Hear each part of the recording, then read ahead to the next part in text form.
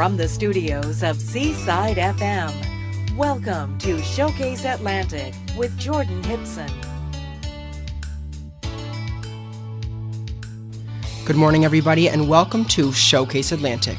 I'm your host, Jordan Hipson. Today I'm here with two representatives from the Eastern Passage Cow Bay Summer Carnival. I have Paul Irving, the chairman. Good morning, Paul. Good How morning. Are you? Good. And I also have Louise Henman-Poirier, and she is the director of the carnival this year. How are you? Great. Thank you for having us. Not a problem at all. I'm excited to be able to promote this event for you guys. It's happening starting August 5th, going until the 12th, right down here at Fisherman's Cove, correct? Actually, it takes place in a number of areas in Eastern Passage. The main spot is the Commons area, which is the ball fields and soccer fields just below Ocean View School Road, as well as we have a street parade, and we have a number of the fireworks takes place at Fisherman's Cove.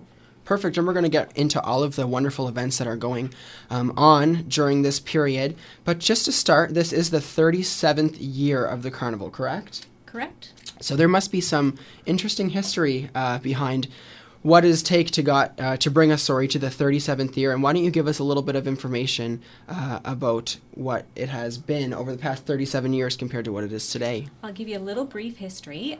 The actual carnival itself started off as a result of the Eastern Passage Cow Bay Athletic Association, which was a group of parents who started, a number of sports in our areas. They were the people that created our ball fields through a number of fundraisers and things like that. Basically, five people were key in that, as well as a number of other individuals. And they used to have a children's day or a field day.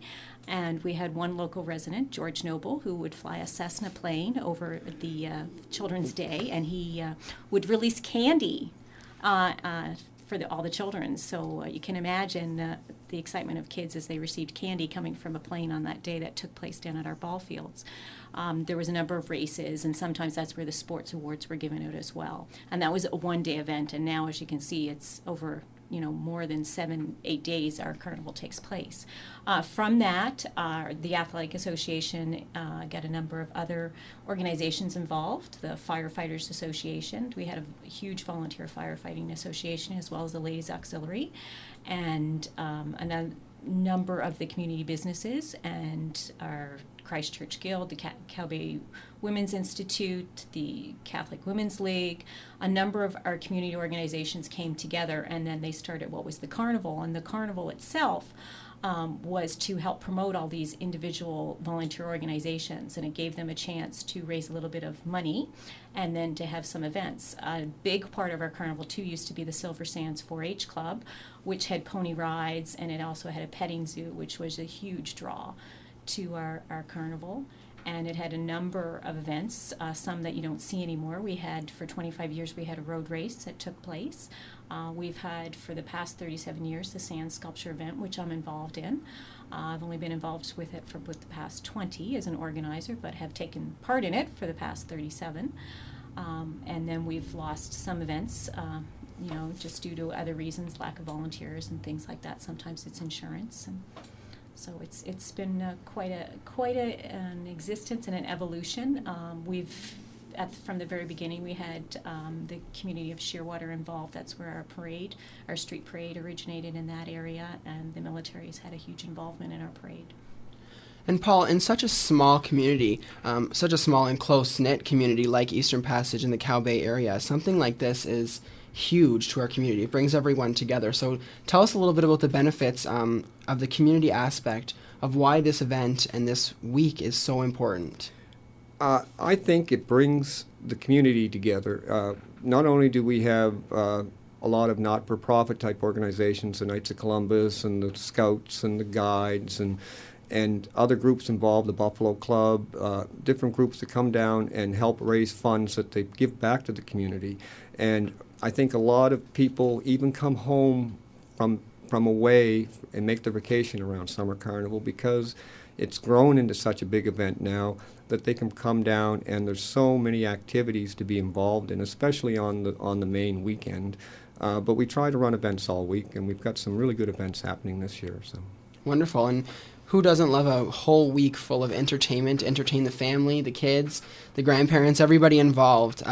So, talking about entertainment, let's get into a little day-by-day of some of the fun events that are going on, and I'm sure the two of you can do a wonderful job explaining to the audience all of the wonderful events happening between the 5th and 12th. The only day we really don't have anything going on is the 6th, and that's because we come into a conflict because it is Natal Day, and a lot of people take in the events in town for HRM's Natal Day. But every other day of the week we have at least one event, if not multiple events going on. Sunday starts off in the afternoon with the teddy bear picnic for the young children and stuff and the families, and that will be followed by a wheelie jam at the skate park up on the Ocean View School Road there. So we have a cold plate supper sponsored by the CWL that happens every year. I'm not sure. Louise will be at. I think it's been every year since we've started the carnival. So it'll be probably 37 years for them to have this cold plate supper. So they've been doing it a long time. And the ecumenical church service, I think, has been something that's been going on probably just as long. Tuesday, there's nothing through the day, but Bill Oakey will be doing his 26th annual Domino Topple at Tallahassee School. Billy's been a great supporter of Carnival and always entertains the kids. We just, even in the thunderstorms we had last year on the Tuesday evening, I think we still had 100 kids there. So, but usually the place is packed. So, Wednesday is Fireworks Day.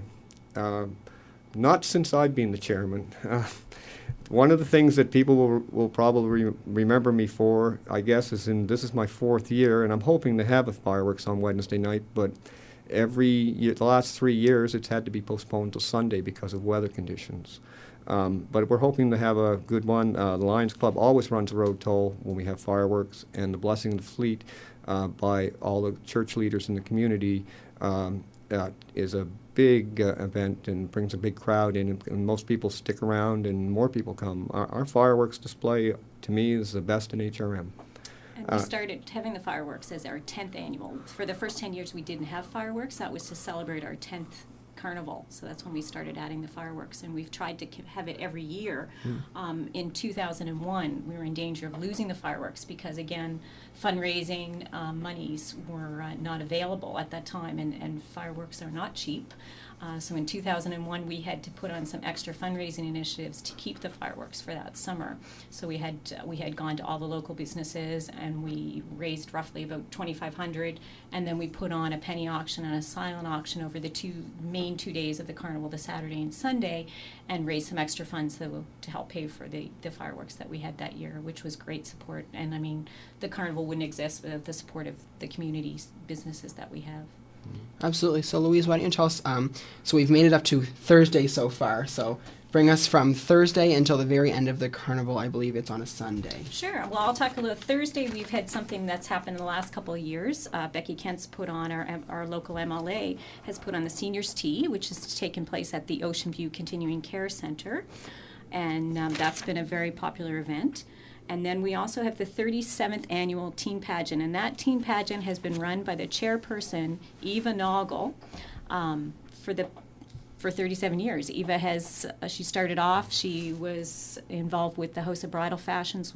The owner, I believe it was Betty Hutman, was one of the owners of House of Bridal Fashions. They were one of the judges.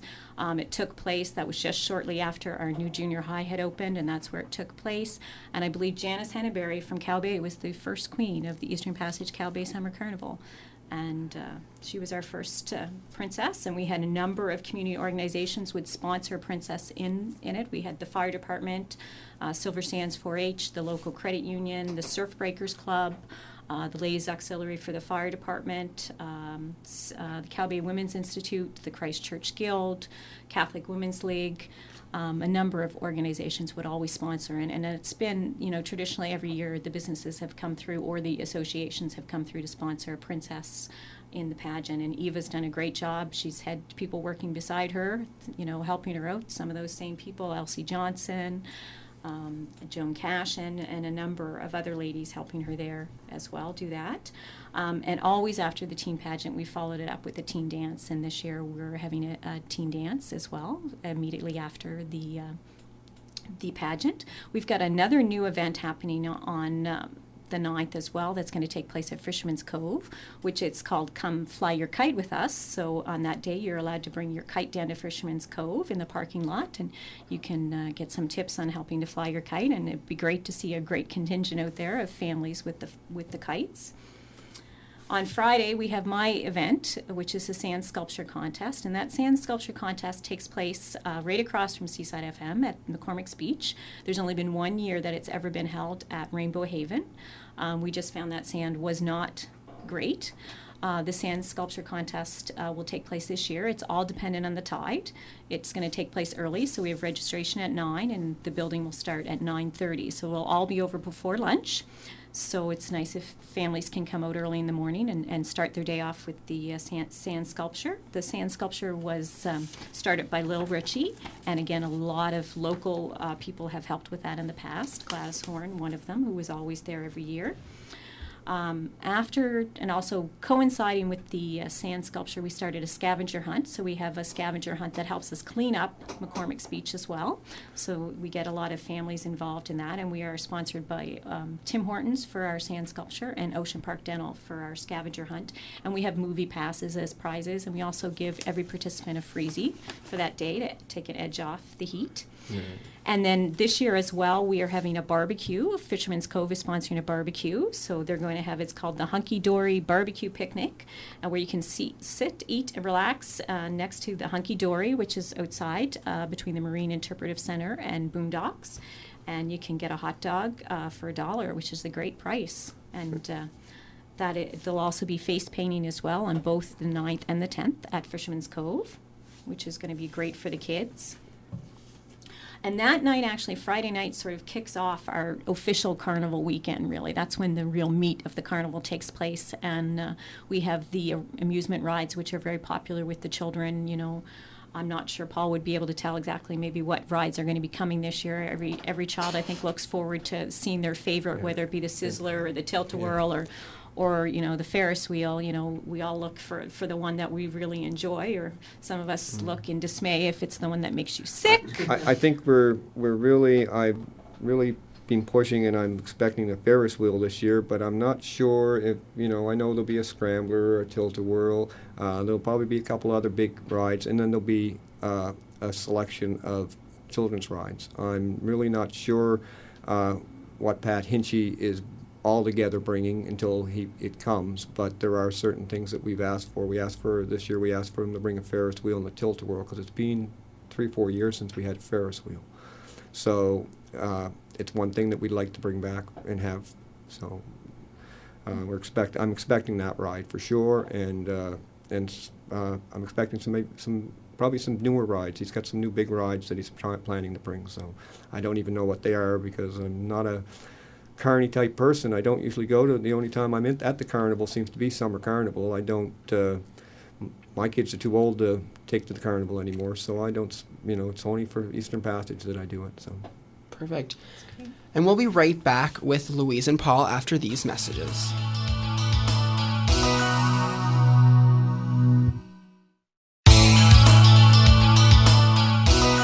And we're back on Showcase Atlantic. I'm Jordan Hipson, and today we have Paul and Louise from the Eastern Passage Cow Bay Summer Carnival.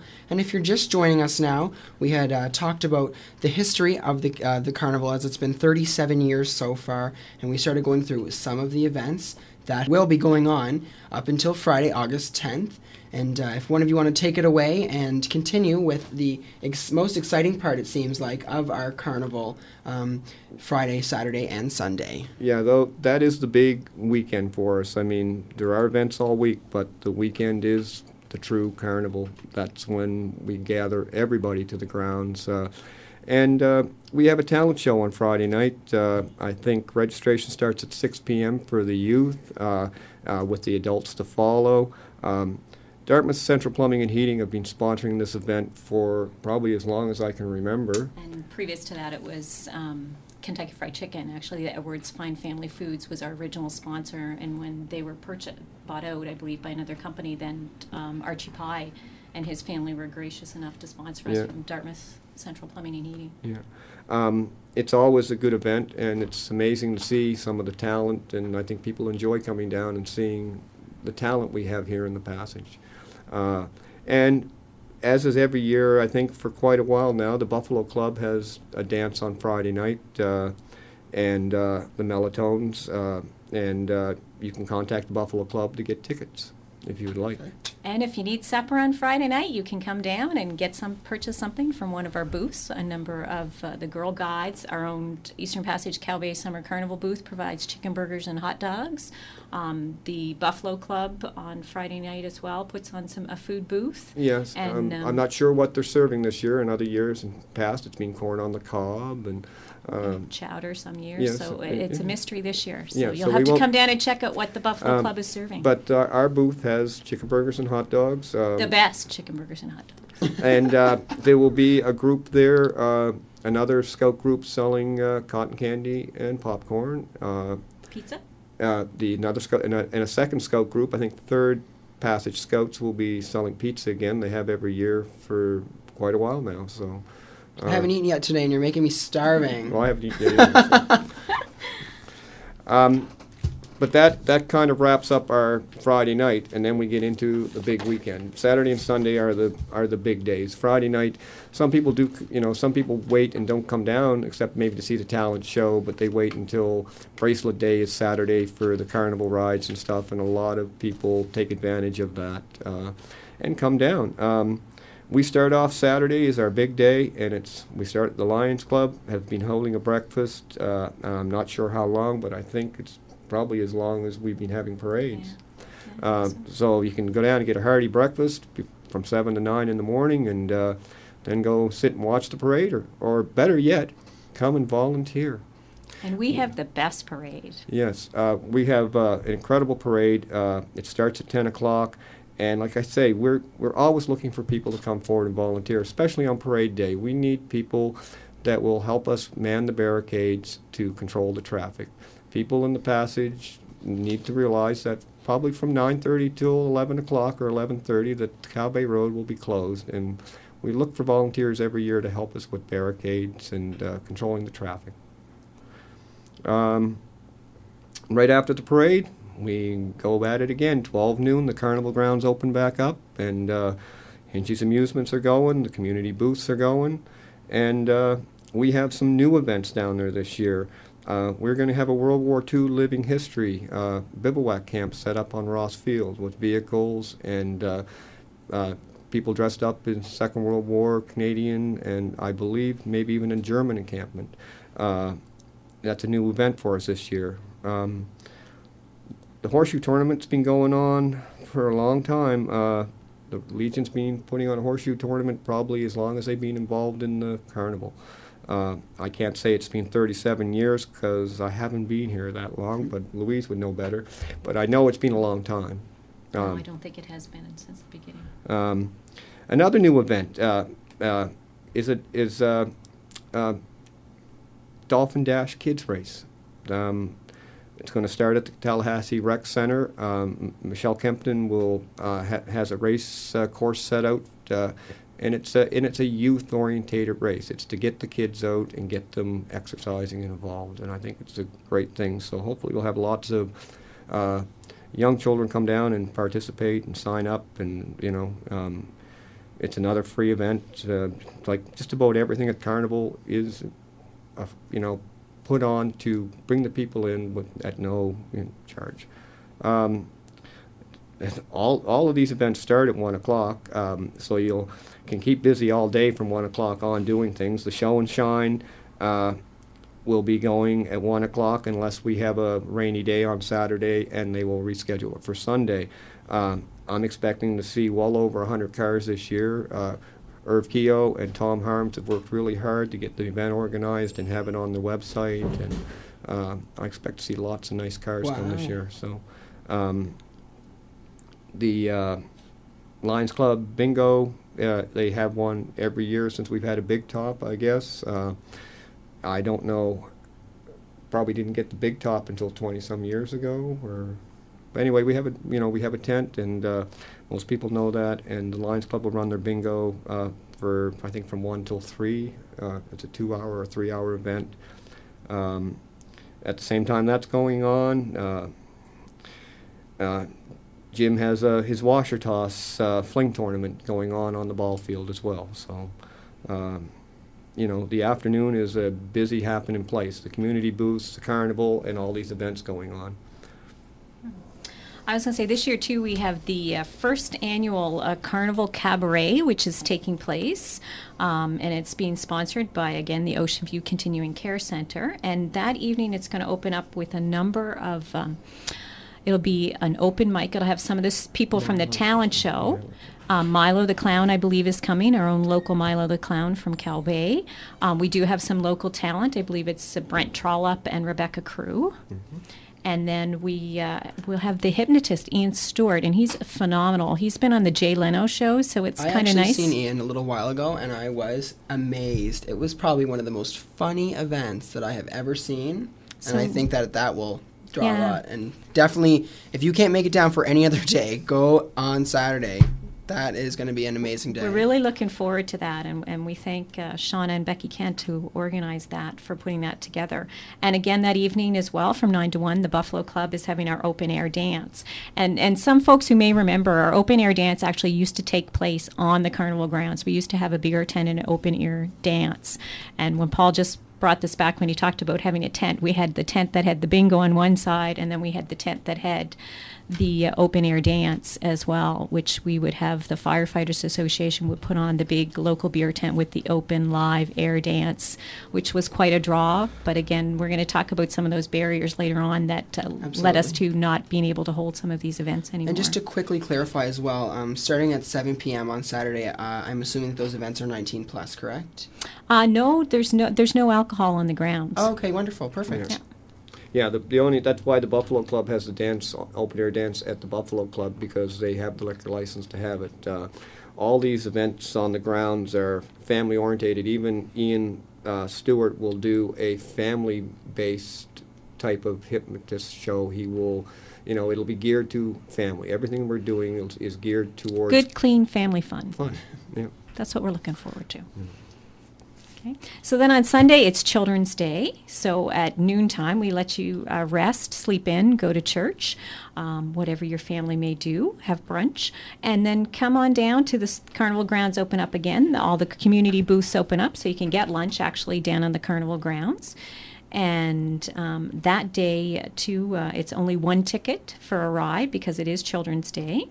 The bingo takes place as well. And then we have at 1 o'clock an event that's been taking place for several years. It's the A&W, and A&W has been the sponsor for this forever. The A&W Bear comes down and leads the children's parade, doll carriage. You can decorate your bikes, your doll carriage, your wagons. You can dress up as your favorite storybook character. But it's a great event for kids. I know my kids took part in it forever. Then we also have something new at the Tallahassee Rec Center. This is free for families. Is Ray's Reptile Show will be there for 2 hours. You can go in and take a look at some of these lovely little critters. Maybe it's a nice boa constrictor, or maybe it's a skink or some other type of... tarantulas are usually Sounds there. lovely. So yes, lots of fun. Yeah. And then we have the Super 8 pool tournament, which takes place at the Buffalo Club that afternoon if you don't want to be out in the elements. And that one is more for adults or maybe some teens that are more competitive in the Super 8 pool. And then we have the kids' races. The Buffalo Club has, since the beginning, and actually before the carnival started, their kids' races were the mainstay of this Children's Day that the carnival originated out of. So the Buffalo Club has been the sponsor. You race from all ages, right up to adults. We call the winners the fastest men and women in Eastern Passage for the adults that win. And every participant gets a bag of candy, so it's a great place to go Even and the have adults. your treat. Yeah, even the adults get one. That's right. So it's They're a great. so quickly overlooked. Yes, they're big kids. Not here. And then, unfortunately, at 5 we shut down for another year. So Paul's just going to go over maybe some of the things that can talk about how we can have a safe. Okay. Yeah, safe absolutely. Another thing we did, all weekend there's a free family health and fitness workshops that will be taking place throughout the week. They're sponsored by the IWK Foundation, and you can visit the websites for dates and times, but they will be, some will be at the ground, some will be at some of the community schools, there might be some down here at Fisherman's Cove. They will be going around and doing different events. Yeah, So- we're involving like organizations like Kids Sport, the Brain Injury Nova Scotia, Maritime Hockey Academy doing a display, having some kids learn how to play road hockey. We've got some free bike helmets to give away as well, compliments of the province as well as from Emergency Nova Services, Scotia, yeah. Emergency Services Nova Scotia. So we want to try to get kids out again, participating. A really big push on youth activity this year Yeah. with our carnival, and a big thank you to the IWK for helping to sponsor that. Put down your iPhone or or the computer control pad for the day and come out and have some fun. Perfect. So I'd say people, if they wanted to be aware, we'll have it posted around the community once a lot of these things are firmed up. But if they look on maybe Seaside Elementary School sign and our local community sign at Quigley's Corner, we would have the events posted for the day so that Perfect. children, if you're looking for a place to take your children that day, it would be a free event for them to go. And that would take place during the weekdays as well, just not on the main carnival weekend. Wonderful. And before we wrap up, let's get into some of the logistics of the event. I know that you guys must have it down pat now, but times change very quickly, and now we're in our 37th year, and things such as insurance have changed from 20, 25 years ago. So tell me about some of the challenges that the planning committee of the fair have faced for this year, and what our community can do for next year to make this carnival even better. One of the challenges I think that we have faced over the last 4 or 5 years is the insurance coverage. HRM, who we umbrella our insurance policy through, changed insurance companies a few years ago, 4 years ago, and the premiums went up 100%. That wasn't so much the issue because we can usually get a grant or the HRM helps subsidize the premium. So that's not the issue. The issue is that when this new insurance company came forward, we lost events because they won't insure them anymore.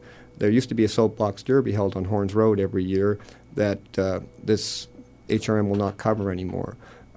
They would not cover the Grease Pole Walk anymore. There are certain events that we kind of lost over the time, and things have changed because of it. There's more, not to say restrictions in the parade, but for insurance reasons, people have to show proof of insurance and proof of registration and stuff, which they never had to do before. And I know it's a change for some people that have been involved for years and stuff, but they have to realize that we're only making these changes because we have to make them in the eye of safety and insurance. And speaking of safety and stuff, I still want to push to people that parking on the side of Ocean View School Road, leading down to the carnival grounds, is if the RCMP would want to get strict about it, it's a fire lane, and there's to be no parking on the sides of the road. There's ample parking in the bottom parking lot and the upper parking lots. They can park at Tallahassee School and walk over. We have parking in the community. It's just we have to keep the roadways clear for emergency vehicles. The RCMP have been really good with people and stuff like that with not doing that. But if a situation ever arose where something would happen, they would start towing some people's cars, and I don't want to see that. Another problem that we run into is on parade day. It's getting enough volunteers first to man the barricades, but it's also trying to educate the people that they have to, for an hour and a half, realize that we have to close down Cow Bay Road, and that people have to be careful.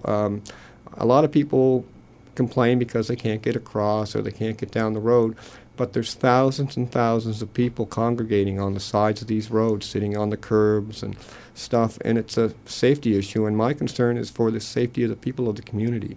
So I'm hoping that people start to realize and have a little bit more common sense maybe sometimes when they're in a rush to try to go somewhere that morning, and maybe plan it better. Start to realize that for one day a year, we have to close that road. Absolutely. Well, I think that talking with you guys about all the wonderful events that are going on between August 5th and 12th, it's going to be a very exciting week, and I think, again, that it is quite a beneficial event for our community. It's going to bring everybody together once again for the 37th year and hopefully allow us to have an even better carnival next year for the 38th, and then 2 more, and we'll be up to 40.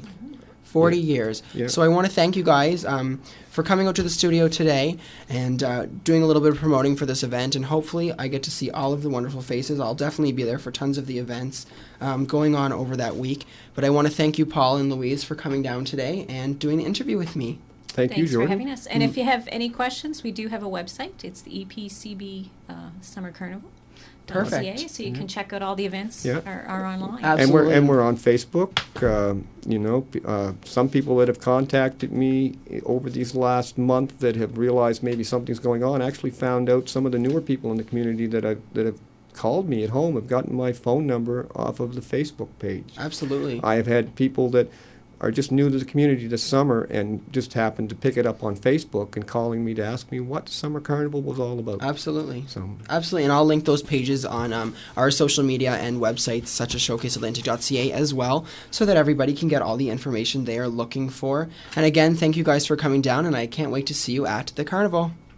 And I wanted to remind my lovely audience to stay in touch with myself, Jordan Hipson, after Showcase Atlantic. You can follow me on Twitter at Jordan Hipson, or you can like my page on Facebook, that's also Jordan Hipson. Make sure to catch previous episodes of Showcase Atlantic and future guest information at showcaseatlantic.ca. I've also recently launched a new blog detailing all of the wonderful things that I've been doing lately in my life, and that is at jordanhipson.com. There's my information for you if you want to stay in contact, and I'll see you again in 7 days with a fresh episode of Showcase Atlantic. Your feedback and suggestions are welcome for upcoming Showcase Atlantic shows. Follow us online on Facebook, Twitter, or at our website, showcaseatlantic.ca. Jordan Hipson returns in 7 days with another edition of Showcase Atlantic.